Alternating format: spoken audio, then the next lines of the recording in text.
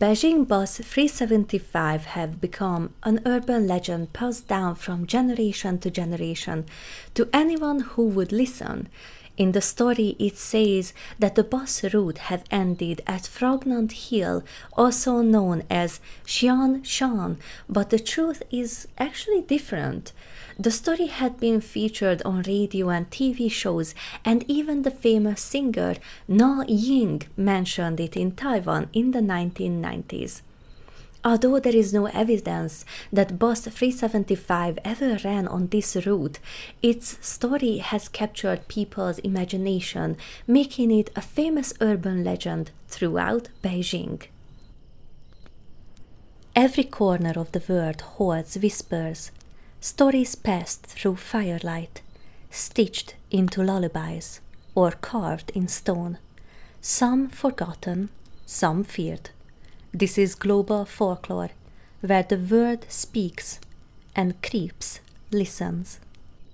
In recent years, the story of bus 375 had been told in many variations on the internet and even reported by the Global Times. Beijing itself is a place with loads of legends, and the story of this bus is actually no exception. Contrary to the popular belief that its last stop was Fragrant Hill, this information have never been proven. To tell you the truth, it is much more likely that this line never went to Fragrant Hill. The origin of the story can be traced back to a late-night news program in the 90s. So we are not talking about a century-old legend here, but nevertheless, it is still quite intriguing. The story itself takes place on the 14th of November 1995. At midnight, bus 375 rolled out of Yuan station. It was the last bus that night, and its route, like I said, according to legend, was to Xianshan, Fragrant Hills. The people on the bus were the driver and the female ticket inspector. It was very cold that night, and there was a strong wind. The bus stopped at the south gate of the Summer Palace, and when the door opened, 4 passengers boarded the bus: an elderly woman, a young couple, and a young man. The couple sat in front behind the driver, while the elderly woman and the young man sat on the other side of the bus near the door. As the bus continued on through the middle of the night, nothing could be heard but the roar of the engine. The bus continued on its way through the dark, deserted streets until it reached its stop near Wanshoushi, also known as the Temple of Longevity, where 2 men waved to the driver from the other side of the road. The driver hesitated, as it was not a designated stop, but the ticket inspector convinced him to pick up the men, as they were the last bus that cold, windy night. When the door opened, 3 men boarded the bus, all dressed in Qing dynasty clothing, their faces eerily white. The 2 men who waved the bus down were holding a third, who was barely standing, his head hanging down, so that his face could not be seen. The other passengers on the bus were quite surprised to see the strange trio, but the ticket inspector tried to calm them down, saying that these men must be actors who had come from the filming of a historical film and had drank a little bit more than they should have. However, the old woman was not completely convinced, and from time to time she looked back at the 3 men who were sitting in the very back of the bus. A strange silence fell on the passengers. None of them said anything. The only thing that could be heard was the wind outside. As the bus continued on its designated route, the young couple got off at their stop, and the driver and the ticket inspector chatted. Then the old woman had something got into her, and she accused the young man who was traveling alone of stealing her wallet. The man denied everything, so the events escalated into an argument, actually. The old woman demanded that they get off the bus immediately and go to the nearest police station. The young man went with it as thinking that he could at least prove his innocence there. They got off the bus, leaving only the driver, the ticket inspector, and the 3 men on the bus. The young man angrily turned to the old woman, saying that thanks to her, he had missed the last bus and there were no police station nearby. The old woman said they will find the police station if they went through the alley she was pointing at, which was very dark and obviously not suspicious at all, right? The man questioned the old woman, obviously being suspicious, who had a serious expression on her face and said, as the wind blew in through the window, it blew off the clothes of the 3 men so much that I could see that the man had no legs.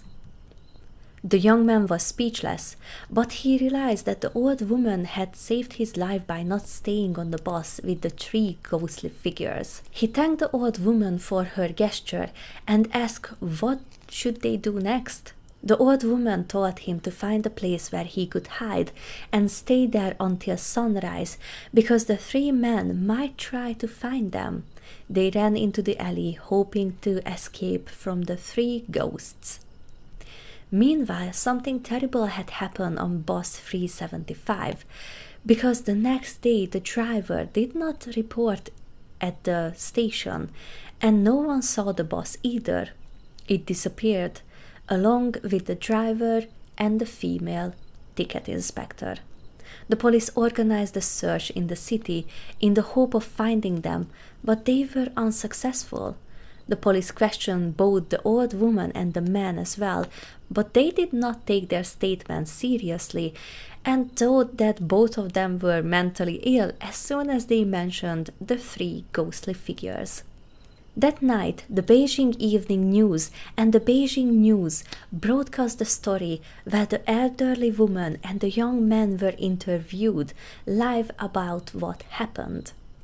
2 days later, the police found the missing bus. The vehicle was in the Miyun Reservoir, completely submerged about 100 kilometers from Fragrant Hills. Inside the bus, 3 bodies were found, in the state of decomposition that was far more advanced than it should have been from when the bus and its 2 employees disappeared. The dead were identified as the bus driver, the female ticket inspector, and the 3rd unidentified man. There are a number of unexplained things surrounding the incident. Among them, the bus didn't have enough fuel to reach the Miyun Reservoir, and when the police opened the fuel cap, it is said that the tank was supposedly full of blood. Despite the fact that the bodies were found 2 days after they disappeared, the stage of decomposition was very advanced. Even if it had been summer, the decomposition process wouldn't have accelerated so much. Nevertheless, it was the middle of the winter, and the autopsy showed that no one had tampered with the bodies. So how did this happen? Not to mention that the police took the investigation very seriously. They looked at every camera they could find from the Miyun Reservoir, and the bus didn't show up on any of them. So they didn't find anything strange. So how did the bus get there anyway? A question that no one knew the answer to at that time.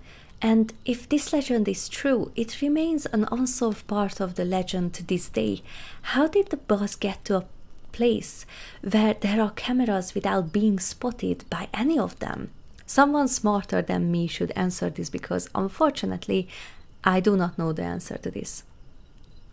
Well, a journalist named Wang Yu decided to dig a little deeper and try to find out and unravel what really happened with the bus and the people on it. Wang Yu interviewed people who were involved in the history of the bus 375. He interviewed previous drivers, ticket inspectors, passengers, and even relatives of the deceased. But he also researched historical events and myths and legends associated with Fragrant Hills. He had found an urban legend about another boss that haunted the area and was actually closely linked to the Boxer Rebellion of 1900, which was actually a Chinese secret society. According to the urban legend, a group of foreign soldiers and missionaries were trying to escape the siege of Beijing, and when they boarded the bus, which was headed to Fragrant Hills, they hoped to find refuge there. However, the Boxers attacked and killed everyone on board and set the bus on fire, burning it to the ground. After this, it is said that their spirits are trapped on the bus, but they occasionally appear on the road, seeking their revenge. One Yu even found the 3 men in the Qing dynasty clothing who boarded bus 375 in 1995, who were actually really actors and were hired to appear in the Boxers TV show, which was about the rebellion. They had finished filming that day near Wonshu and were on their way to their hotels when they waved the bus down on that fateful night. They actually had no idea that they were boarding a ghost bus or that they were somehow involved in these strange events. Won Yu wrote a newspaper article describing everything he found, which was titled "The Lost Bus to Fragrant Hills, a True Story of Horror." This newspaper article became a huge hit among people who became interested in the legend of the bus. Some have even claimed to have seen it on the roads and heard the roar of the engine at nights as bus 375 continues to roam the roads to this day. The legend of the ghost bus still lives on as one of China's most famous urban legends. Many people avoid bus 375 at night, especially during the ghost month, when the ghosts are said to be more active than usually. Some visit Fragrant Hills Park to pay their respects to the bus victims and pray for their souls. However, if you're ever in Beijing and want to get a little spooky and get those chills down your spines, you can board bus 375 at midnight, which will take passengers to Fragrant Hill Park. But be careful, because you never know what strange figures you might encounter, who very much could be the ghost of that unidentified man whose name has long been forgotten by history, but who has not forgotten what happened to him, and may even be searching for the one who once took his life, thirsting for revenge. The tale has ended, but echoes still drift across the world. Until the next whisper reaches us, keep your torch close. Who knows what lurks in the shadows? My name is Creeps. Thank you for listening.